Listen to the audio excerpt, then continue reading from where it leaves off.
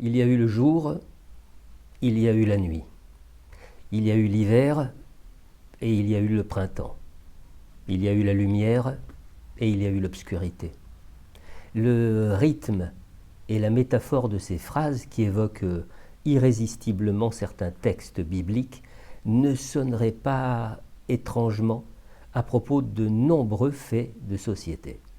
À l'image de cette comparaison qui m'est chère, celle du balancier de l'horloge qui vit sa course de gauche à droite et de droite à gauche sans jamais faire de pause entre les deux extrêmes, emporté qu'il est par son poids.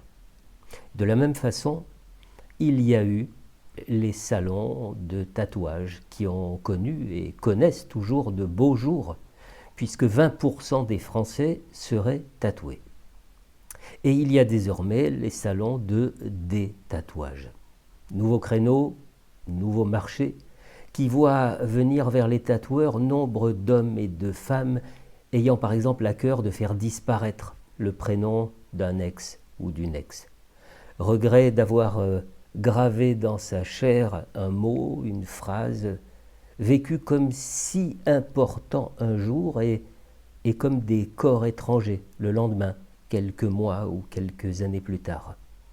Le prénom de son ex n'est qu'une illustration du destin de ce qui nous est cher et qui s'éloigne ou que nous éloignons de nous parce que nous nous sommes trompés ou parce que, à l'image des désirs infantiles, nous ne voulons plus de ce que nous avons tellement désiré et dont l'attrait disparaît une fois l'objet du désir acquis. Plus le temps passera, et plus un autre public viendra se faire détatouer, ou du moins choisira de se faire détatouer pour une autre raison, celle qui touche à la façon dont le temps agit sur notre corps. Les chairs s'affaissent, les rides apparaissent et s'approfondissent, les couches de graisse déforment les tissus. Ce qui offrait hier au regard un visage, un paysage, un symbole, devient quelque chose d'informe, ayant perdu son sens et sa valeur.